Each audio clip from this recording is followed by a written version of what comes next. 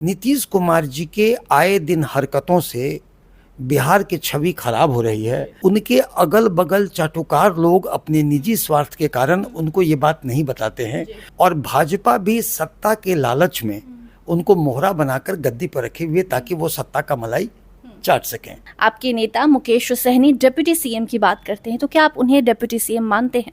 देखिए, deputy CM में निश्चित ही जब हमारे नेता ने कह दिया कि वीआईपी से डिप्टी सीएम होगा तो नेता ने कह दिया और होगा। ये तो स्पष्ट है कि महागठबंधन में मुख्यमंत्री का चेहरा उनके छोड़कर अगर कोई और होता तो हम लोग इस पर कुछ विवाद करते। नमस्कार, स्टार टीवी बिहार देख रहे हैं आप और मैं आपके साथ वंदना। देखिए, चुनावी साल है और ऐसे में जदयू को बड़ा झटका सुनील सिंह ने दे दिया है। नीतीश कुमार का साथ छोड़ अब मुकेश सहनी का हाथ सुनील सिंह ने थाम लिया है और उन्हीं से हम चर्चा करेंगे कि आगे का चुनावी प्लान क्या है और ये जानने की कोशिश करेंगे कि आखिर जदयू को छोड़कर वीआईपी का साथ क्यों सुनील सिंह दे रहे हैं। पहले तो बहुत बहुत स्वागत है सर आपका। धन्यवाद आपका।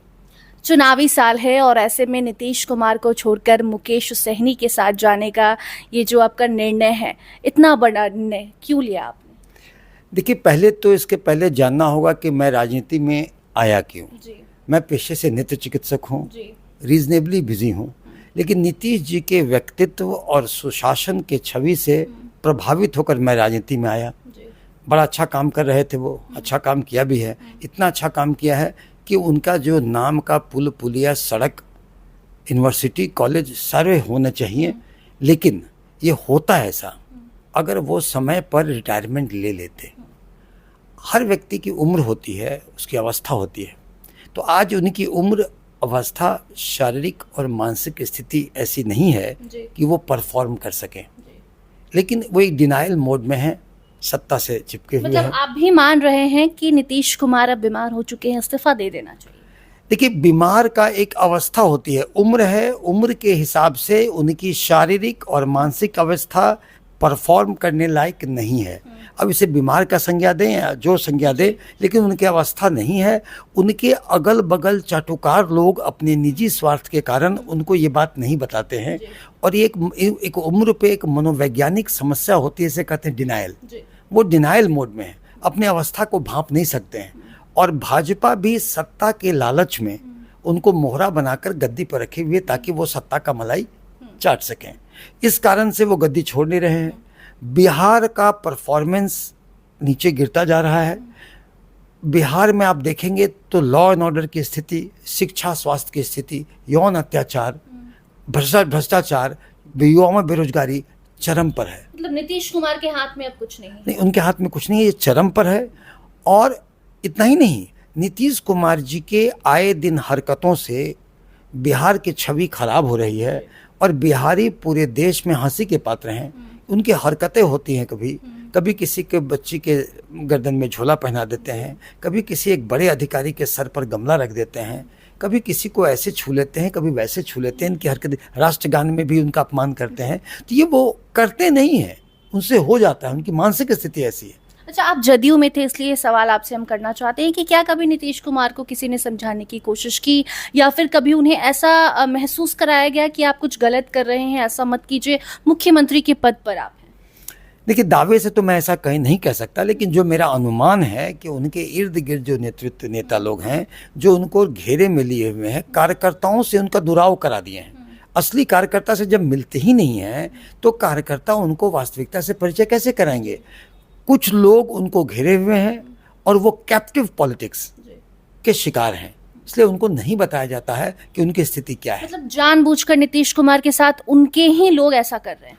कैप्टिव पॉलिटिक्स, अपने निजी स्वार्थ में उनको वास्तविकता से नहीं परिचय कराना, कार्यकर्ताओं से दूर करना। तो जब ये सब देखा तो मैंने कहा कि राजनीति में मैं रहने का कोई मतलब था नहीं, मैं उनका साथ छोड़ दिया। मतलब इस्तीफा नीतीश कुमार को देना चाहिए, लेकिन इस्तीफा सुनील सिंह दे देते। मैं इस्तीफा दे दिया, मैं प्रवक्ता रहते अलग हो गया। अलग रहने के बाद चुनाव की घड़ी आई, दो धड़ा है, एक एनडीए और एक महागठबंधन। एनडीए में नीतीश जी के चेहरे पर चुनाव लड़ रहा है, जो एक थके हुए, जिनकी अवस्था नहीं है, उनको नेतृत्व, जिनके नेतृत्व में भ्रष्टाचार चरम पर है, सुशासन के नाम की कोई चीज़ नहीं है। एक तरफ वो है नेतृत्व और एक तरफ नेतृत्व है युवा जोड़ी की, नई सोच के साथ, नई विचारधारा के साथ।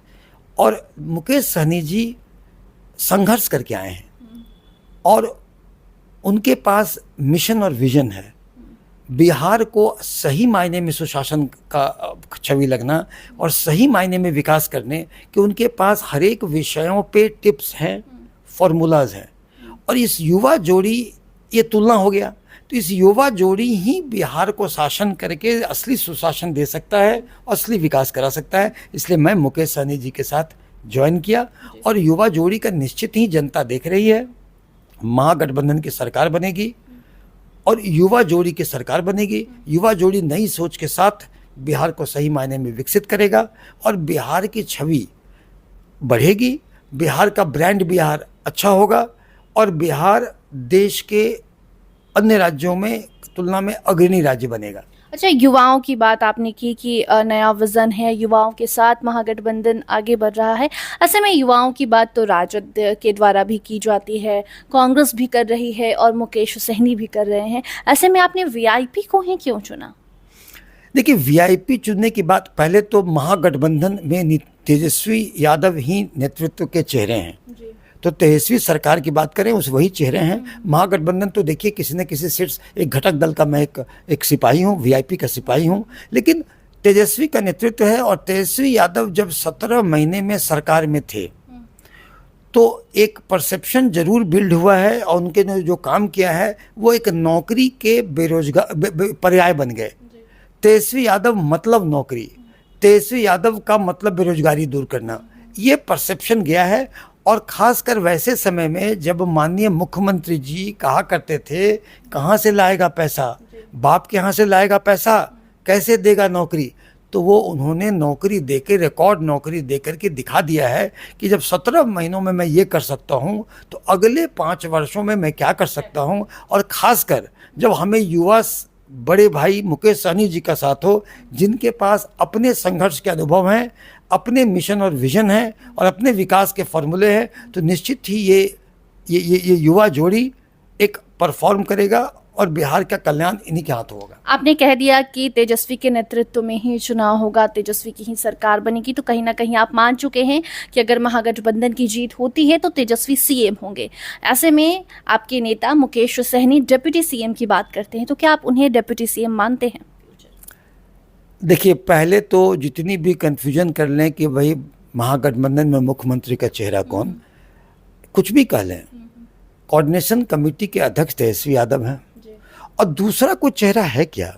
अगर दूसरा कोई दावेदार होता तो इस पे हम इफ बट लगाते हैं। ठीक है, बहुत सारी बातें कब अनाउंस होती है वो शीर्ष नेतृत्व बाकी अन्य घटक दलों का बैठता है। आज भी कोऑर्डिनेशन कमेटी की मीटिंग हो रही है, अनाउंसमेंट होता है, लेकिन ये तो स्पष्ट है कि महागठबंधन में मुख्यमंत्री का चेहरा उनके छोड़कर अगर कोई और होता तो हम लोग इस पर कुछ विवाद करते। देखिए, डिप्टी सीएम में निश्चित ही जब हमारे नेता ने कह दिया कि वीआईपी से डिप्टी सीएम होगा तो नेता ने कह दिया और होगा। लेकिन आपने एक शब्द कहा कि अगर सरकार बनी तो, यही मैं कहता हूँ, सरकार बनेगी, उसमें अगर और मगर नहीं है। चलिए, चुनावी साल है, आपने वीआईपी ज्वाइन किया है जदयू का दामन छोड़कर, तो क्या लग रहा है कि आने वाले समय में टिकट मिलेगा? कहां से चुनाव लड़ेंगे सुनील सिंह? देखिए, मैं वीआईपी पार्टी का एक सिपाही, एक कार्यकर्ता बनकर अपने नेतृत्व श्री मुकेश सहनी जी के आदेश पर कार्य करूंगा, समर्पित कार्यकर्ता की तरह। आगे टिकट मिलना नहीं मिलना, क्या हमारे नेतृत्व का आदेश होता है मुकेश सहनी जी का, वैसा मैं पालन करूंगा और ये तो वही जाने। आपका मन है चुनाव लड़ने का? देखिए, मन क्या, मैं तो जब राजनीति में आया, आदेश होगा नेतृत्व का, आदेश होगा एक मेरे से सिपाही को चुनाव लड़ने का, तो चुनाव लड़ा जाए। तो नेता तो आदेश उसी को देते हैं जिसका देखते हैं कि उसका मन है, उसकी इच्छा है और उसको समर्थन मिल रहा है लोगों का। तो क्या आपके पास ये सारी चीजें हैं, क्राइटेरिया फुलफिल करते हैं आप? देखिए, मैं तो पिछले 15 वर्ष से राजनीति में हूँ, निष्ठा के साथ था पहले भी और अभी वीआईपी निष्ठा के साथ ज्वाइन किया हूँ और निश्चित ही जन समर्थन मेरा होता है क्योंकि पेशे से चिकित्सक हूँ, रोज हमारे लोगों से इंटरेक्शन है और मैं इस काबिल हूँ कि नहीं हूँ, मैं अपना परफॉर्म करूँगा, काबिल हूँ कि नहीं हूँ, मेरी उपयोगिता पार्टी को क्या है, किस रूप में लेना चाहती है, टिकट देना चाहती है या किसी अन्य रूप में लेगी, ये पार्टी के केंद्रीय नेतृत्व और हमारे नेता मुकेश सहनी जी पर निर्भर करता है। अगर आपके नेता कहें कि ठीक है हम आपको टिकट देंगे, तो कौन सा सीट आप चुनना चाहेंगे, आपका मनपसंद सीट कोई? देखिए, सीटें तो इस पर चर्चा हम लोग हाइपोथेटिकल क्या करें, अगर नेता का आदेश होगा और टिकट बंटवारा जब भी होगा तो मीडिया के सामने तो होगा नहीं। जी।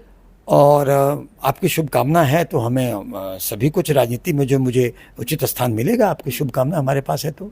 अच्छा, आप एक डॉक्टर भी हैं और नेता भी हैं, कैसे मैनेज करते हैं लाइफ को? देखिए, एक डॉक्टर्स की लाइफ बहुत हेक्टिक होती है। नहीं, देखिए, एक होता है प्रोफेशन और दूसरा होता है आपका सामाजिक दायित्व। तो प्रोफेशन में निष्ठा के साथ मरीजों की सेवा करता हूँ और हर व्यक्ति के सामाजिक दायित्व होते हैं और सामाजिक और राजनीतिक जीवन में बहुत कम फर्क होता है। तो सामाजिक और राजनीतिक जीवन के बिना बिना व्यक्ति क्या है, केवल एक चीज में लीन होना। तो एक अच्छे चिकित्सक के साथ साथ एक अच्छा मानव और एक अच्छा समाज सेवी होना चाहिए, और जो अच्छा समाज सेवी होगा और सामाजिक और राजनीतिक जीवन इंटरलिंक्ड है, इसलिए सारी जो भूमिकाएं हैं वो अपनी जगह पर हैं। उसके साथ साथ एक और सवाल ये है कि आने वाले चुनाव में जब आपको टिकट मिल जाएगा तो ऐसा तो नहीं होगा कि आप अपने पेशेंट को टाइम देना बंद कर देंगे? और उसके बाद एक और सवाल ऐड ऑन ये है कि बिहार में स्वास्थ्य सुविधाओं पर लगातार सवाल उठ रहे हैं, मंगल पांडे के कार्य पर सवाल उठाए जा रहे हैं। तो आप एक डॉक्टर हैं, आपको क्या लगता है कि इस क्षेत्र में क्या कुछ कमी है, इस विभाग में क्या कुछ और सुधार की ज़रूरत है? देखिए, अभी हाल में एक छोटी बच्ची के साथ गलत हुआ और एक तो कानून व्यवस्था की हालत है ऐसी है कि अपराधियों ने ऐसी दुष्कर्म किया, ऐसी घिनौने काम को अंजाम दिया दुर्दांत अपराधियों ने। दूसरा, अगर कोई व्यक्ति अपराध करता है और कोई व्यक्ति घायल या बीमार होता है, उसको अस्पताल में इलाज नहीं होता है। आपने देखा, उस बच्ची 6-7 दिन तक मौत से जूझती रही मुजफ्फरपुर में और पटना आकर, उसे बेड नहीं मिला, उसने दम तोड़ दिया। तो ये हमें कहने की जरूरत नहीं कि स्वास्थ्य की व्यवस्था की क्या हाल है। अगर देख लें तो मैन पावर, इक्विपमेंट, सरकार में संवेदनहीनता है।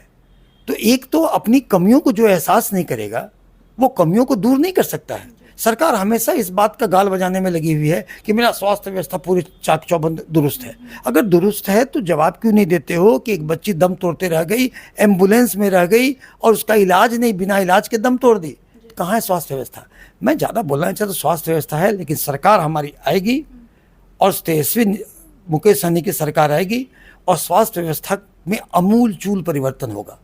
चलिए, बहुत बहुत धन्यवाद सर आपका। तो देखिए, आप सुन रहे थे सुनील सिंह को, जिन्होंने हाल ही में वीआईपी ज्वाइन किया है। वो तस्वीरें भी आपको हमने दिखाई थी, किस तरीके से मुकेश सहनी ने भी तहे दिल से सुनील सिंह का अपनी पार्टी में स्वागत किया था। और अब आगे आने वाले वक्त में मालूम चलेगा कि सुनील सिंह को कहां से टिकट मिलता है। और साथ साथ इन्होंने आज एक बात और बड़ी कही कि मुकेश सहनी डिप्टी सीएम बनने जा रहे हैं और महागठबंधन के सीएम तो तेजस्वी के अलावा कोई और हो ही नहीं सकता। इन मुद्दों को लेकर आप क्या कुछ सोचते हैं? कमेंट सेक्शन में अपनी प्रतिक्रिया जरूर दीजिए। देखते रहिए स्टार टीवी बिहार।